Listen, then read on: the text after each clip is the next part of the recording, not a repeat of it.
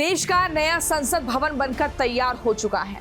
प्रधानमंत्री नरेंद्र मोदी 28 मई को भवन का उद्घाटन करेंगे। नमस्कार, मैं हूं आपके साथ प्रियंका शर्मा। आप सभी का बहुत स्वागत है रिपब्लिक भारत के डिजिटल प्लेटफॉर्म पर। देखिए, आज हम आपको बताने वाले हैं कि किस तरीके से 28 मई का दिन एक ऐतिहासिक दिन होने जा रहा है।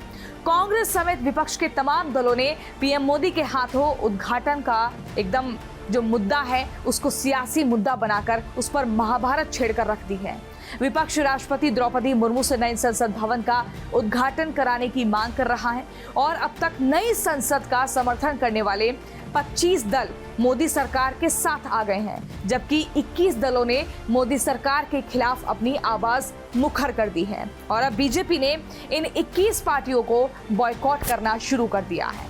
इसी पर आपको हम लगातार अलग अलग रिपोर्ट्स भी दिखा रहे हैं, लेकिन जो ताजा रिपोर्ट्स हैं उनके मुताबिक बीजेपी इन 21 पार्टियों को बॉयकॉट गैंग का नाम दे चुकी है। आपको बता दें कि इन तमाम सियासत के बीच विपक्ष दो दहाड़ों में बंट चुका है। कुछ विपक्षी दल सरकार के समर्थन में भी खड़े नजर आते हैं। सबसे चौंकाने वाली बात यह है कि इसमें 7 दल ऐसे हैं जिन्होंने विपक्षी एकता को झटका देते हुए इस मुद्दे पर मोदी सरकार को अपना समर्थन दिया है और अब सियासी गलियारों में इसकी चर्चा भी हो रही है, क्योंकि उद्घाटन की तारीख की बात जिस तरह से विपक्ष ने विरोध का बिगुल फूंका था, उसके बाद 25 दलों को समर्थन मिलना बीजेपी के लिए राहत की बात है। मोदी सरकार का निमंत्रण स्वीकार करने वाले जो 25 दल हैं, उनमें 7 तो गैर एनडीए दल हैं। बहुजन समाज पार्टी, शिरोमणि अकाली दल, जनता Dal secular, Lok Janshakti party, YSR Congress party, Biju Janata Dal और तेलुगु देशम पार्टी ने समारोह में शामिल होने की बात कही है। इन 7 पार्टियों के लोकसभा में कुल मिलाकर 50 सदस्य हैं। साल 2014 के बाद ये पहली बार है जब 21 विपक्षी पार्टियां एक साथ किसी मुद्दे पर मोदी सरकार को घेरने में लगी हैं। इस बारे में हम आपको सिलसिलेवार तरीके से बताते हैं। सबसे पहले बात करते हैं बहुजन समाजवादी पार्टी की। इस पार्टी का कोर वोटर जो है वो दलित माना जाता है। बीएसपी पार्टी के गठन से पहले तक यूपी में ये कांग्रेस वोट बैंक हुआ करता था और ऐसे में बीएसपी को लगता था कि अगर वो कांग्रेस के साथ खड़ी होती है तो उसकी बची हुई सियासी जमीन भी खतरे में पड़ सकती है और इसका ताजा उदाहरण कर्नाटक में देखने को मिला। कर्नाटक में जो दलित वोटर हैं वो कांग्रेस की तरफ लौटे हैं, जिसे देखते हुए मायावती अब सतर्क हो गई है। वहीं नए संसद भवन का बॉयकॉट करने वाले दलों में समाजवादी पार्टी भी शामिल है। यूपी में सपा और बसपा एक दूसरे के प्रतिद्वंदी हैं। ऐसे में बीएसपी भी उसी पाले में खड़े होकर ये सियासी संदेश नहीं देना, इसलिए नए संसद भवन के उद्घाटन में शामिल होने का फैसला कर सभी को चौंका दिया है। अब बात शिरोमणि अकाली दल की जाए तो शिरोमणि अकाली दल लंबे समय तक एनडीए में रहा। पिछले साल किसान के मुद्दे पर अकाली दल ने बीजेपी से नाता तोड़ लिया और इसके बाद पंजाबी चुनाव में अकाली दल और बीजेपी अलग अलग लड़े। हालांकि इस चुनाव में दोनों को हार का सामना करना पड़ा।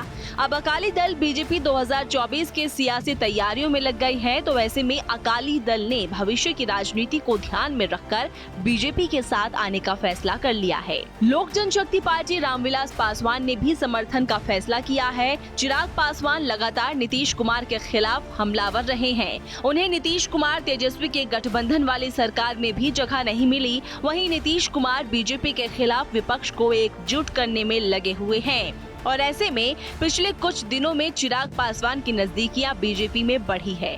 वो पहले भी पीएम मोदी की तारीफ खुलकर कर चुके हैं। वाईएसआर कांग्रेस की बात करें तो आंध्र प्रदेश के सीएम जगन मोहन रेड्डी ने कांग्रेस से अलग होकर अपनी पार्टी वाईएसआर का गठन किया। उसके बाद राज्य में अपनी सरकार बनाई। आपको बता दें कि जगन मोहन रेड्डी कई मुद्दों पर मोदी सरकार का समर्थन करते हैं। उड़ीसा के सीएम नवीन पटनायक ने पिछले दिनों विपक्षी एकता में जुटे नीतीश कुमार से मुलाकात की थी। हालांकि उन्होंने साफ कर दिया है कि वो लोकसभा और विधानसभा में अकेले ही चुनाव लड़ेंगे। आपको बता दें कि पटनायक की पूरी राजनीति कांग्रेस के खिलाफ रहती है। यही नहीं, पटनायक के लिए कहा जाता है कि उनका पूरा फोकस उड़ीसा की राजनीति में रहता है और शायद इसी कारण ये उन्होंने नए संसद भवन के उद्घाटन में शामिल होने का ऐलान किया है। चंद्रबाबू नायडू की तेलुगु देशम पार्टी भी नए संसद भवन के उद्घाटन समारोह में शामिल होगी। चंद्रबाबू नायडू की पार्टी एनडीए का हिस्सा रही है। साल 2019 के लोकसभा चुनाव से पहले उन्होंने बीजेपी से नाता तोड़ लिया था, लेकिन चर्चा है कि 2024 के चुनाव में वो एक बार फिर एनडीए के साथ आ सकती है। कर्नाटक के सक्रिय जनता दल भी समारोह में हिस्सा लेगी और हाल ही में विधानसभा चुनाव जो हुए हैं जिसमें कांग्रेस पूर्ण बहुमत की सरकार बनाने में कामयाब रही और कांग्रेस ने जनता दल के वोट बैंक में भी सेंध लगाई। जनता दल को डर है कि वो अगर कांग्रेस के साथ खड़ी होती है तो उसके बचे हुए वोट बैंक में कांग्रेस इसी तरह से सेंध लगा सकती है। इसलिए जनता दल ने नए संसद भवन के उद्घाटन में शामिल होने का फैसला किया। तो ये वो दल हैं जो अपनी अपनी मजबूरी, अपनी अपनी सुविधा के अनुसार प्रधानमंत्री का समर्थन कर रहे हैं और विरोध भी। कर्नाटक में सक्रिय जनता दल भी समारोह में हिस्सा लेगी और हाल ही में विधानसभा चुनाव जो हुए हैं जिसमें कांग्रेस पूर्ण बहुमत की सरकार बनाने में कामयाब रही और कांग्रेस ने जनता दल के वोट बैंक में भी सेंध लगाई। जनता दल को डर है कि वो अगर कांग्रेस के साथ खड़ी होती है तो उसके बचे हुए वोट बैंक में कांग्रेस इसी तरह से सेंध लगा सकती है। इसीलिए जनता दल ने नए संसद भवन के उद्घाटन में शामिल होने का फैसला किया है। तो ये वो दल है जो अपनी अपनी मजबूरी, अपनी अपनी सुविधा के अनुसार प्रधानमंत्री का समर्थन कर रहे हैं और विरोध भी। तो इसी तरह की दिलचस्प खबरों के लिए आप रिपब्लिक भारत की डिजिटल प्लेटफॉर्म्स के साथ जुड़ सकते हैं और अगर आपको ये वीडियो अच्छी लगी हो तो आप अपने दोस्तों के साथ, अपने परिवार के लोगों के साथ इस वीडियो को साझा करना ना भूलें। धन्यवाद।